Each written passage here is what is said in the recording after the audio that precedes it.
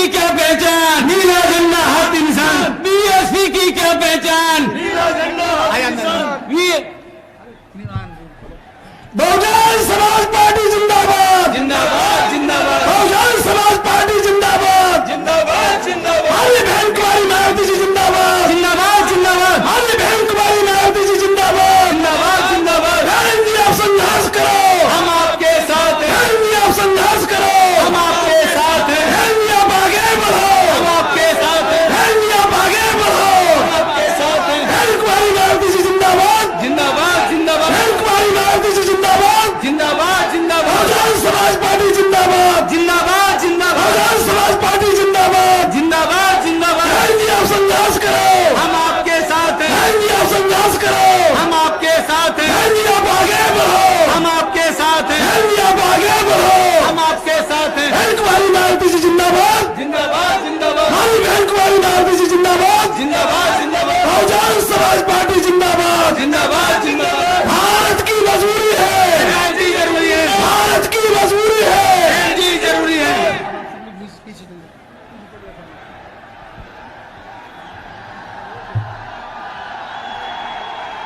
सम्मानित साथियों, बहुजन समाज पार्टी की राष्ट्रीय अध्यक्ष, उत्तर प्रदेश की 4 बार मुख्यमंत्री रह चुकी,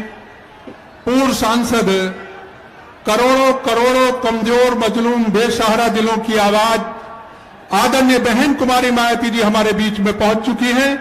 अब मेरी आप लोगों से पुरजोर अपील है कि उनका जोरदार शब्दों में स्वागत करें, जोरदार ताली बजाकर स्वागत करें।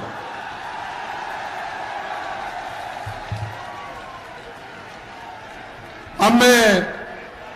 गुजारिश करूंगा आगरा सुरक्षित लोकसभा से बहुजन समाज पार्टी की प्रत्याशी श्रीमती पूजा अमरोही,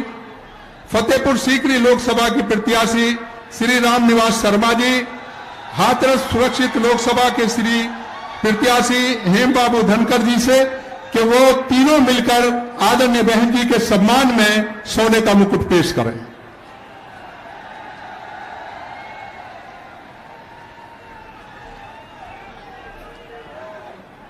अब मैं गुजारिश करूंगा बहुजन समाज पार्टी की राष्ट्रीय अध्यक्ष आदरणीय बहन कुमारी मायावती जी से कि वो आए और इस चुनावी विशाल जनसभा को संबोधित करें। आदरणीय बहन जी।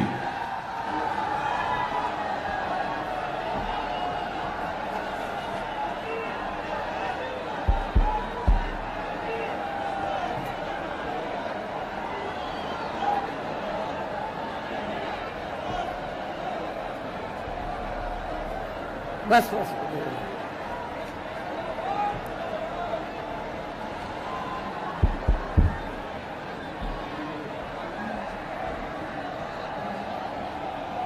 बीएसपी की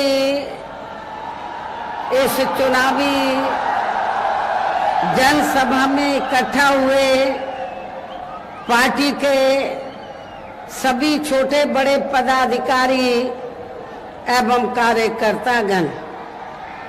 आज आप लोग देश में व यहाँ आपके उत्तर प्रदेश स्टेट में भी लोकसभा के लिए हो रहे आम चुनाव में अपनी पार्टी के उम्मीदवारों के समर्थन में मुझे सुनने के लिए यहाँ इकट्ठा हुए हैं, तो उसके लिए मैं आप सभी लोगों का हार्दिक दिल से आभार प्रकट करती हूँ। वैसे आप लोगों को ये मालूम है कि हमारी पार्टी कांग्रेस, बीजेपी व अन्य किसी भी विरोधी पार्टी तथा गठबंधन आदि के साथ मिलकर नहीं, बल्कि अकेले ही अपनी पार्टी के बलबूते पर पूरी तैयारी व दमदारी के साथ ये चुनाव लड़ रही है। इसके साथ ही हमने टिकट बंटवारे के मामले में भी यहाँ सर्व समाज के लोगों को उचित भागीदारी दी है, जिनको कामयाब बनाने के लिए अपनी पार्टी के लोग पूरे जी जान से लगे हैं। इस संबंध में यहाँ मैं ये भी कहना चाहूंगी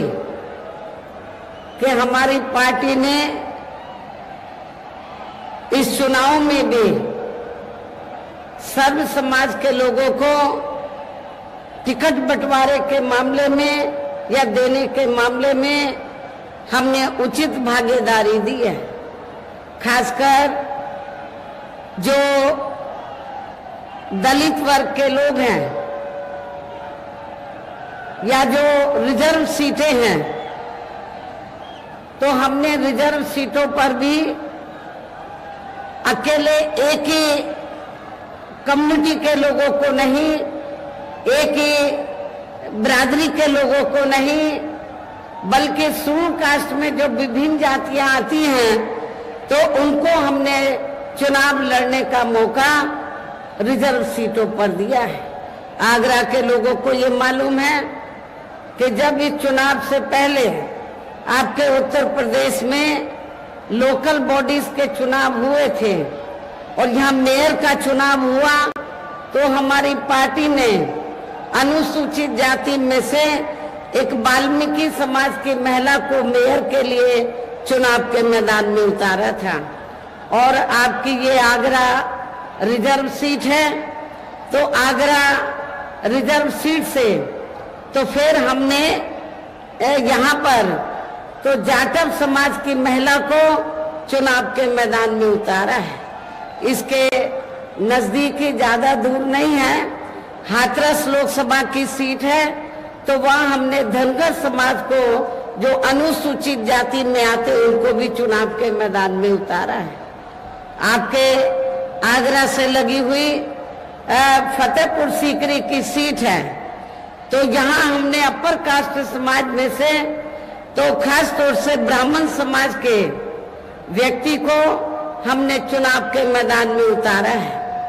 तो इस प्रकार से हमने टिकट बंटवारे के मामले में सर्व समाज के लोगों को बीएसपी में जुड़ने की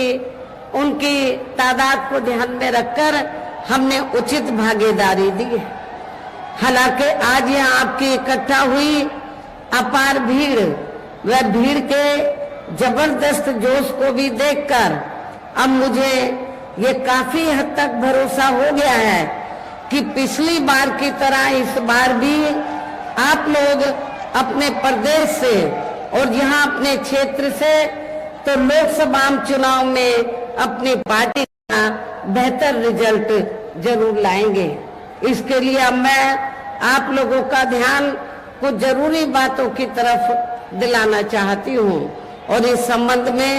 विशेषकर मैं कांग्रेस, बीजेपी व इनके अन्य सभी सहयोगी दलों के बारे में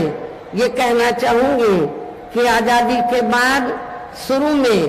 केंद्र व देश के काफी राज्यों में भी ज्यादातर सत्ता यहाँ कांग्रेस पार्टी के ही हाथों में केंद्रित रही है, किंतु इनकी अधिकांश मामलों में रही गलत नीतियों एवं गलत कार्य प्रणाली आदि की वजह से ही फिर इस पार्टी को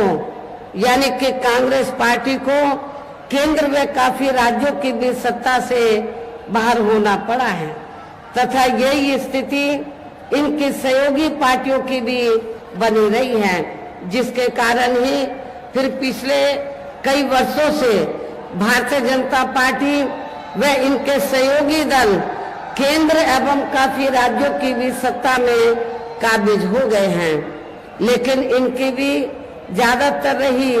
जातिवादी, पूंजीवादी, संकीर्ण, सांप्रदायिक व द्वेषपूर्ण नीतियों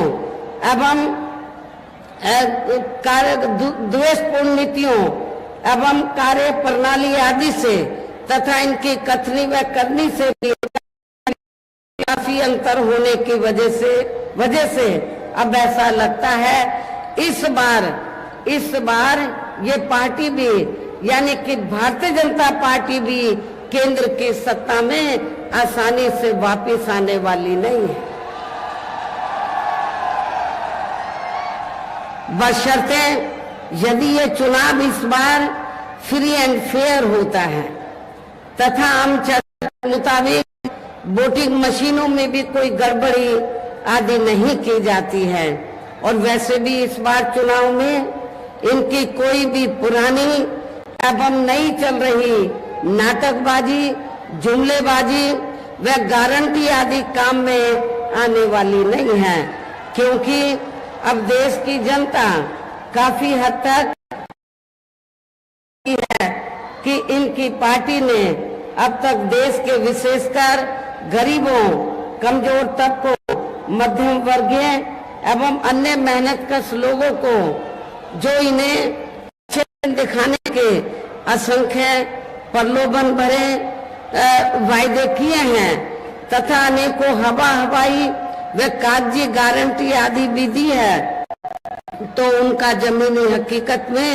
अभी तक इन्होंने लगभग 1/4 हिस्सा कार्य भी नहीं किया है, बल्कि इसके स्थान पर इनका ज्यादातर समय व ताकत भी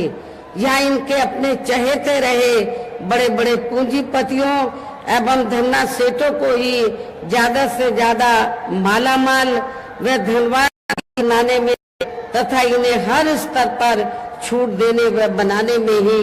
लगी रही है, जिनके अधिकांश आर्थिक सहयोग से ही ये पार्टी व अन्य पार्टियां भी अपना संगठन चलाती हैं तथा चुनाव आदि भी लड़ाती हैं, जिसका काफी कुछ खुलासा बॉन्ड की आई रिपोर्ट से भी हो जाता है। इसके साथ ही अब ऐसा लगता है कि कांग्रेस पार्टी की तरह ही बीजेपी ने भी केंद्र की तमाम सरकारी जांच एजेंसियों का ज्यादातर राजनीतिकरण ही कर दिया है। इसके अलावा देश के किसान वर्ग भी वर्तमान बीजेपी की सरकार में शुरू से ही अपनी विभिन्न समस्याओं को लेकर काफी ज्यादा दुखी व परेशान रहे हैं और अभी भी हैं, जबकि यूपी में 4 बार हमारी पार्टी की रही सरकार ने इनके हितों का भी हर स्तर पर विशेष ध्यान रखा है। हमारी पार्टी की रही सरकार ने तो किसानों को खेती करने के लिए समय पर इनको सस्ते साधन उपलब्ध कराए और इसके साथ ही तो इनकी फसल का भी हमारी सरकार ने उचित दाम दिया है, जो अब आपको ना तो यूपी की सरकार में ना केंद्र की सरकार में नेशनल लेवल पर किसानों को ये सब राहत मिलती हुई नजर नहीं आ रही है। इतना ही नहीं बल्कि केंद्र में पूर्व की रही कांग्रेसी सरकार की तरह ही वर्तमान भाजपा सरकार में भी इनकी जातिवादी, हीन, सांप्रदायिक एवं पूंजीवादी सोच व नीतियों के चलते ही पूरे देश में सर्व समाज में से खासकर गरीबों, दलितों, आदिवासियों, पिछड़े वर्गों, मुस्लिम एवं अन्य धार्मिक अल्पसंख्यक समाज के लोगों का भी पूर्ण रूप से विकास व उत्थान आदि नहीं हो सका है। और इस संदर्भ में वैसे आप लोगों को ये मालूम है कि पूरे देश में यहाँ दलितों, आदिवासियों एवं अन्य पिछड़े वर्गों का सरकारी नौकरियों से अधूरा पड़ा आरक्षण का कोटा भी अभी तक पूरा नहीं भरा गया है। विशेषकर एससी व एसटी वर्गों के सरकारी कर्मचारियों का पद भी अब काफी हद तक प्रभावहीन ही बना दिया गया है। और यहाँ मैं आप लोगों को ये भी बताना चाहती हूँ, जब यहाँ समाजवादी पार्टी की सरकार थी तो समाजवादी पार्टी की सरकार ने एससी व एसटी वर्गों के सरकारी कर्मचारियों का पदोन्नति में जो आरक्षण है इसको पूरे तौर से इसको खत्म कर दिया था। ये आप लोगों को इस बात की भी जानकारी होनी चाहिए। और इतना ही नहीं, जब इस मामले को हमारी पार्टी ने संसद में उठाया, एससी एसटी का जो पदोन्नति में आरक्षण है इसको प्रभावशाली बनाने के लिए संशोधन बिल लाने के लिए सरकार पर दबाव बनाया, तो उस समय सेंटर में कांग्रेस पार्टी पावर में थी। तो उस दौरान कांग्रेस और बीजेपी दोनों की मिली भगत से समाजवादी पार्टी को आगे करके इस बिल को पार्लियामेंट के अंदर फाड़ा गया। और इतना ही नहीं बल्कि बीजेपी और कांग्रेस पार्टी इन दोनों की मिली भगत से इस बिल को पास नहीं होने दिया, इस बिल को पास नहीं होने दिया। और इतना ही नहीं, आज जो खास तौर से आरक्षण को लेकर जो किस्म किस्म की बातें कही जा रही हैं, SC ST OBC के आरक्षण को लेकर कांग्रेस भी लंबी चौड़ी बातें कर रही है, बीजेपी भी, जबकि ये दोनों पार्टियां SC ST OBC के आरक्षण के खिलाफ हैं। ये दोनों पार्टियां नहीं चाहती हैं SC ST OBC के वर्गों के लोगों को आरक्षण का पूरा लाभ मिले। साथ ही केंद्र व राज्यों में भी विरोधी पार्टियों की रही सरकारों में इन सभी वर्गों को प्राइवेट सेक्टर में आरक्षण दिए जाने की व्यवस्था किए बिना ही इनकी सरकारों के ज्यादातर सरकारी कार्य अब प्राइवेट सेक्टर के जरिए ही इनके बड़े बड़े पूंजीपतियों व धन्ना सेठों आदि को ही दिए जाने के कारण अब इनको पूरे देश में आरक्षण का बहुत कम ही लाभ मिल पा रहा है। इसी प्रकार इनका अन्य और मामलों में भी शोषण व उत्पीड़न आदि होना अभी तक भी बंद नहीं हुआ है। इसके साथ साथ मुस्लिम व अन्य धार्मिक अल्पसंख्यक समाज के लोगों की भी हालत हर स्तर पर या काफी ज्यादा खराब व दयनीय ही बनी हुई है। इतना ही नहीं बल्कि पिछले कुछ वर्षों से केंद्र व अधिकांश राज्यों में भी बीजेपी व RSS की सरकारों के चलते हुए अब इनका विकास व उत्थान आदि होना भी काफी हद तक बंद सा हो गया है। आए दिन इन पर खासकर आए दिन मुस्लिम व अन्य धार्मिक अल्पसंख्यक समाज के लोगों पर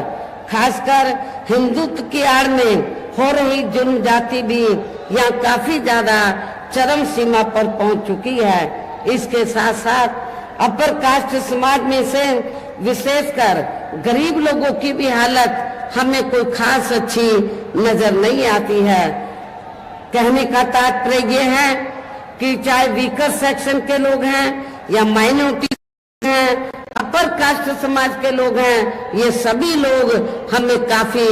दुखी व परेशान नजर आते हैं। हर मामले में व हर स्तर पर हमें काफी दुखी व परेशान नजर आते हैं। इनके गलत कृषि नीतियों के कारण किसान वर्ग भी आए दिन आंदोलित ही रहता है। साथ ही इनके गलत आर्थिक नीतियों की वजह से देश की अर्थव्यवस्था पर भी इसका काफी बुरा प्रभाव पड़ा है, जिससे यहाँ विशेषकर छोटे एवं मध्यम वर्गीय व्यापारी वर्ग भी काफी ज्यादा दुखी व परेशान हैं। और अब केंद्र में पूर्व की रही सरकारों की तरह ही वर्तमान भाजपा सरकार में भी यहाँ पूरे देश में गरीबी, बेरोजगारी एवं महंगाई आदि भी लगातार काफी ज्यादा बढ़ रही है। देश में हर स्तर पर फैला भ्रष्टाचार भी अभी तक खत्म नहीं हुआ है। साथ ही अपने देश की सीमाएं भी अभी तक पूरे तौर से सुरक्षित नहीं है। ये भी बड़ी चिंता की बात है। ऐसे में अब आप लोगों को देश में हो रहे लोकसभा आम चुनाव में बीजेपी, आप लोगों को आम चुनाव में कांग्रेस, बीजेपी व इनके सहयोगी पार्टियों को भी केंद्र की सत्ता में आने से जरूर रोकना है। जिनकी गलत नीतियों व गलत कार्य प्रणाली आदि को आप लोग काफी हद तक आजमा भी चुके हैं। ऐसी स्थिति में अब ये विरोधी पार्टियां इस चुनाव में भी किस्म किस्म के साम दाम दंड भेद आदि अनेकों हथकंडे इस्तेमाल करके केंद्र की सत्ता में आने की भी पूरी कोशिश में लगे हैं, जिनसे अपनी पार्टी के लोगों को हर स्तर पर काफी ज्यादा सावधान रहना है। और इस मामले में विरोधी पार्टियां अपने अपने पक्ष में हवा बनाने के लिए खासकर मीडिया, ओपिनियन पोल व सर्वे आदि का जो बड़े पैमाने पर इस्तेमाल कर रही हैं, तो उससे भी अपनी पार्टी के लोगों को बिल्कुल भी गुमराह नहीं होना है। इसके साथ ही विरोधी पार्टियों के विभिन्न रूपों में जारी किए गए इनके हवाई व प्रलोभन भरे चुनावी घोषणा पत्रों एवं वायदों आदि के बहकावे में भी अपनी पार्टी के लोगों को कतई नहीं आना है, जिन्हें ये पार्टियां चुनाव खत्म होने के बाद ज्यादातर अमल में नहीं लाती हैं और अब जिन पर से देश की जनता का अधिकांश विश्वास ही उठ गया है, यही खास वजह है कि हमारी पार्टी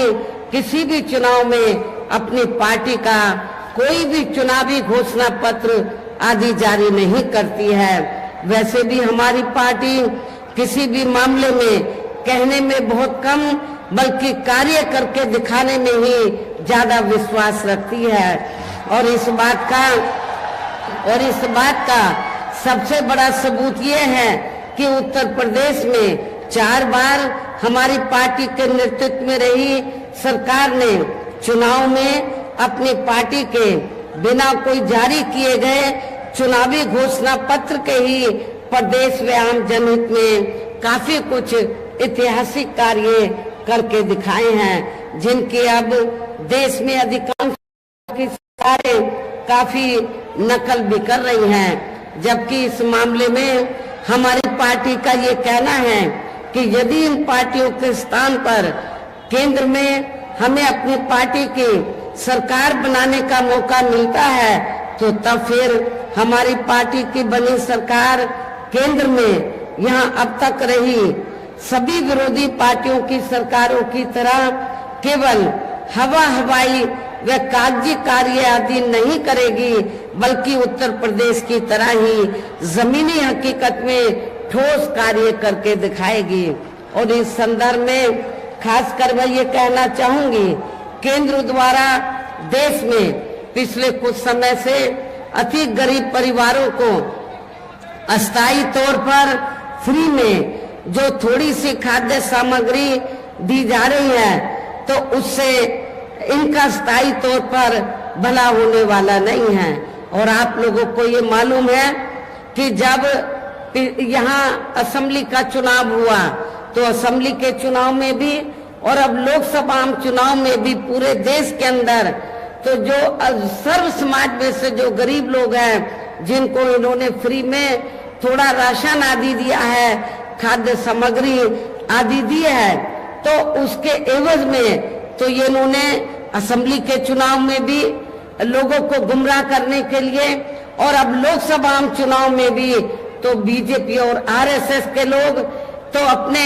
कंधे पे थैला टांग कर तो गांव-गांव में घूम रहे हैं और क्या कह रहे हैं कि देखो श्री नरेंद्र मोदी जी ने तो आपको फ्री में राशन दिया है, तो आपके ऊपर मोदी जी का बहुत कर्ज है, तो आप कर्ज के रूप में तो आप ये जो कर्ज है तो इस चुनाव में आपको अदा करना है, वोट के रूप में बीजेपी को वोट देकर आपको ये कर्ज अपना अदा करना है। लेकिन मैं अपने ऐसे सभी लोगों को, गरीब लोगों को ये कहना चाहती हूँ कि वर्तमान में केंद्र की जो भाजपा सरकार ने जो गरीब लोगों को थोड़ा जो फ्री में राशन आदि दिया है, तो ये कोई बीजेपी ने अपनी जेब से नहीं दिया है, श्री नरेंद्र मोदी जी ने अपनी जेब से नहीं दिया है, बल्कि आप लोग जो यूपी गवर्नमेंट को या केंद्र की सरकार को जो भी टैक्स देते हैं, उस टैक्स के पैसे से, टैक्स तो आपका है, टैक्स जनता देती है, तो जो पैसा आप लोग टैक्स के रूप में देते हैं उस पैसे से ये राशन दिया जा रहा है। इसमें बीजेपी का कोई एहसान नहीं है और ना ही श्री नरेंद्र मोदी जी का इनका कोई एहसान नहीं है, कोई कर्ज नहीं है। आप लोगों का ये पैसा है, आप लोगों ने टैक्स के रूप में इसको दिया, तो इसलिए आप लोगों को ये नहीं सोचना है कि हमने उनका नमक खाया है, ये नमक तो आप ही लोगों का है। आप लोगों ने टैक्स दिया उससे आप लोगों को ये फ्री में राशन आदि दिया गया है, तो इनके बहकावे में आप लोगों को कतई भी नहीं आना है। ये भी मैं, और वैसे भी ये जो गरीब लोग हैं, वैसे भी इनकी ये जटिल समस्या देश में हर हाथ को काम देने से ही केवल दूर हो सकती है, जिसकी तरफ हमारी पार्टी की बनी सरकार विशेष ध्यान देगी। साथ ही देश में पिछले काफी वर्षों से आए दिन बढ़ रही गरीबी, बेरोजगारी व महंगाई आदि से भी जनता बहुत ज्यादा दुखी व परेशान है, जिसे भी आर्थिक नीतियों में तब्दीली करके जरूर दूर किया जाएगा। धर्म की भी आड़ में पिछले कुछ वर्षों से खासकर मुस्लिम समाज के लोगों का द्वेष की भावना से जो इनका काफी ज्यादा शोषण व उत्पीड़न आदि किया जा रहा है, तो उसे भी जरूर रोका जाएगा। और ये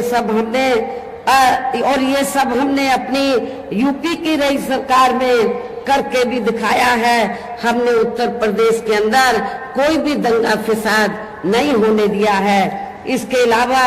हमने यूपी में सर्व समाज में से गरीब एवं बेरोजगार लोगों को बेरोजगारी भत्ता आदि न देकर उन्हें बड़ी तादाद में रोटी रोजी के साधन भी उपलब्ध कराए हैं, जो अब ये कार्य भी अधिकांश ठंडे ही पड़े हैं, जिनको फिर